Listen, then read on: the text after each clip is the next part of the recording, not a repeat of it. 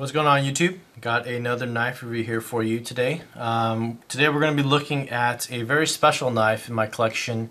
I think one of my favorite knives in my collection as well. This is the David Sharp Sharpwerks knives frame horn. I was introduced to the frame horn knife through Justin Laffer. You guys know him as Laffer JC. Really cool guy, really well known in the knife community in the USN.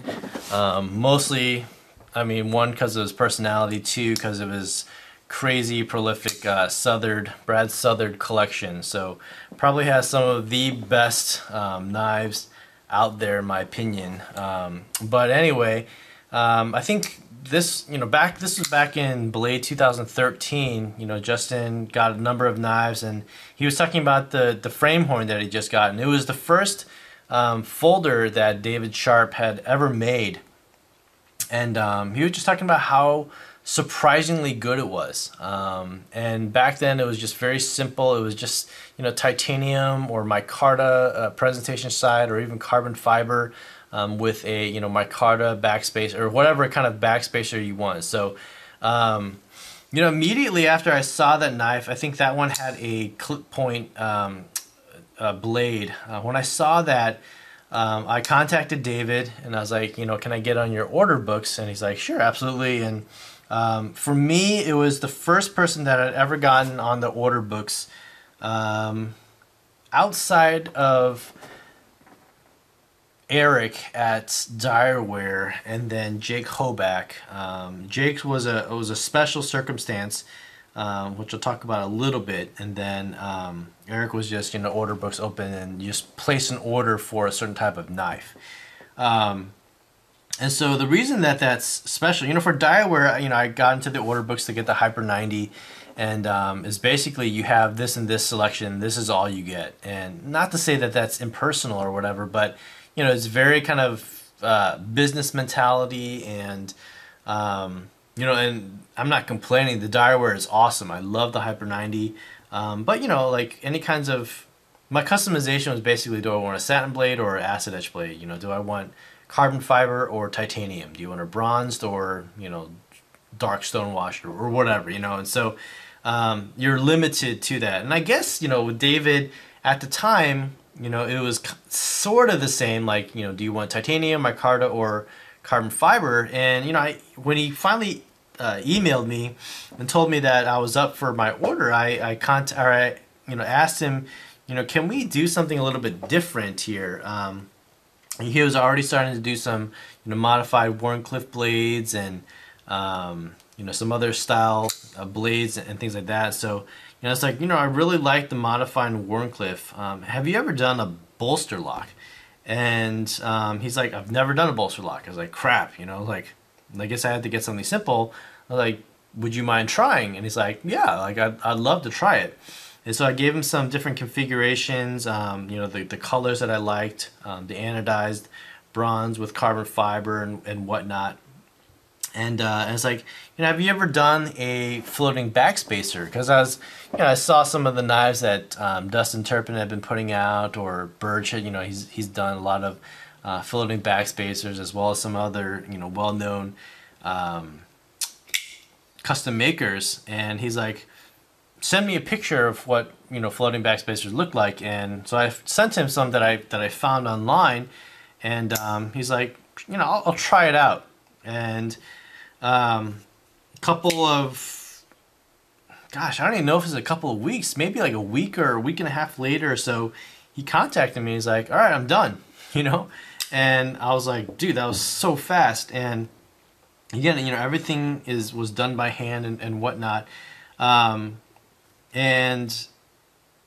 this is amazing, because it wasn't until actually now, before I was doing the review, I was doing a little bit more research on David. David actually started knife making only, like, I think in 2010, if I'm not mistaken, maybe a little bit before that is when he started getting into knives and knife making. And he he went through hell and back, diagnosed with cancer, and had all kinds of issues and got into a car accident and whatnot, and he's come a long way, you know, and I didn't know this about him, but you know, this guy, having gone through all this struggle and whatnot, I mean, he is a great guy. Knows about the hardships of life, and yeah, I don't know if that's influenced his customer service or, you know, the way he does knife designs and whatnot, but you know, as I was reading, you know, he got into Bob Loveless style blades for his fixed blades, and you know, Jim Skelton was, you know, during his most recent, you know, Diamond Jim's knife sale and all that stuff, was talking about the collaboration that David Sharp did with Liang Ma, and yeah, it was just really cool to see, you know, how far David's come, you know, since his fixed blades and since the very first frame horn that he made. Anyway, I'm kind of going on this little tangent here. All is to say that, you know, David Sharp is an incredible guy and an incredible knife maker. I don't know how many frame horns he's put up to date, but I'm extremely honored to say that, you know, this is the first, you know, bolster lock that he's ever done. This is the first example of a quasi, I don't know how to say quasi or pseudo, I mean, kind of a floating backspacer. So it's not exactly like that, but he did, like, you know, shave off the ends here so that, you know, it kind of looks like it is a floating backspacer in there.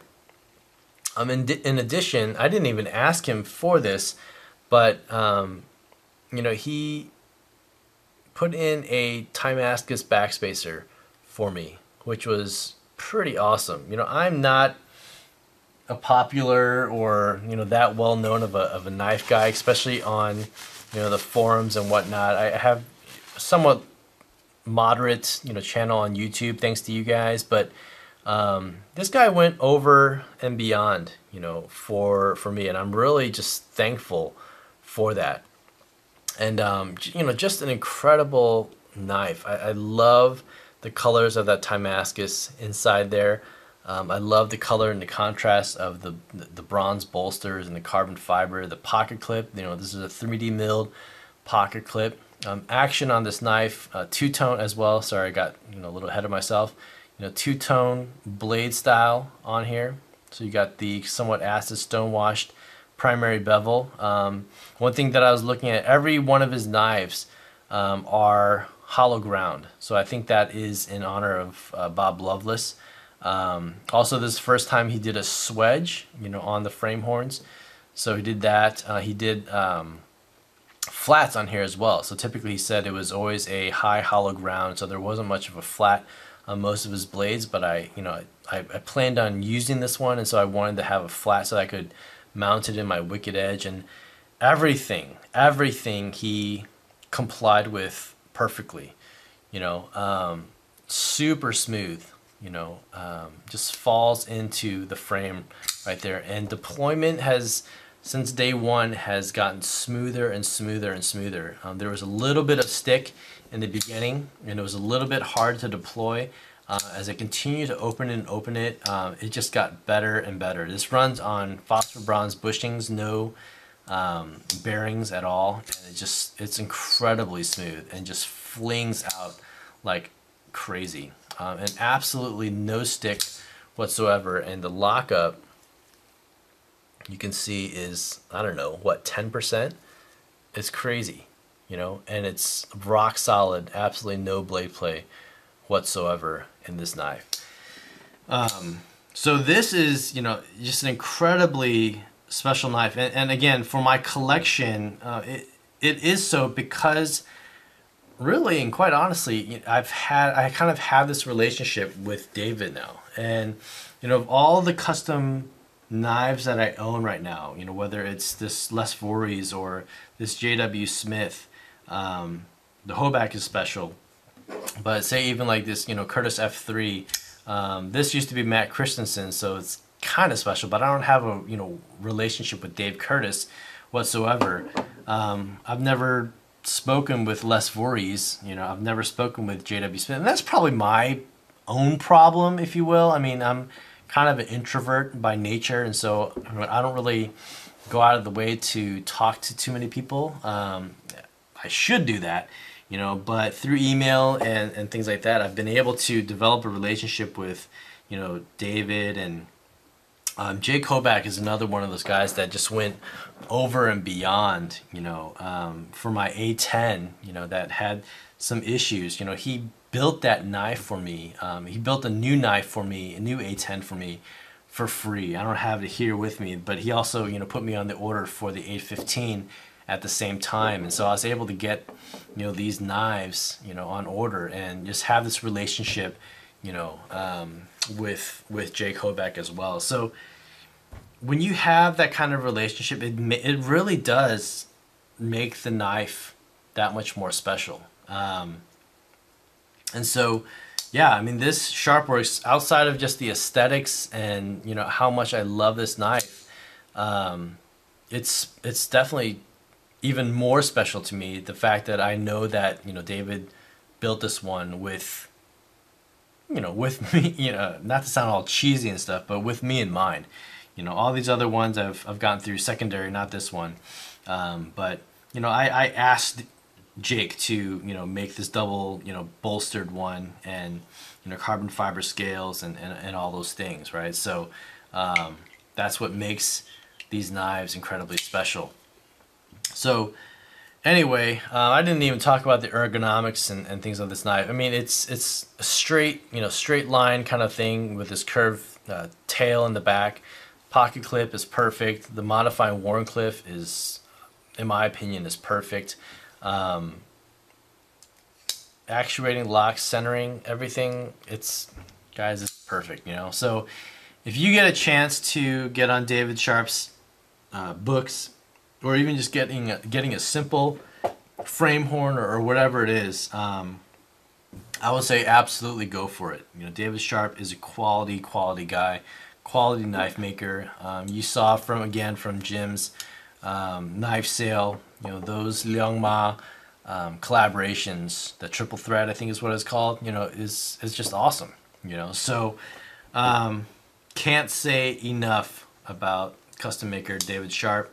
I believe out of Arizona. So yeah, contact him if you would like, and see if you can get on the order books. Again, his popularity is growing immensely, I think, for sure. And so it might be hard to get in the books now, but whenever they open, definitely go for it. All right, so thanks again for watching. Let me know what you guys think in the comments down below about this really great piece from David Sharp. All right, guys, you guys take care, and I'll see you guys on the next vid. Bye.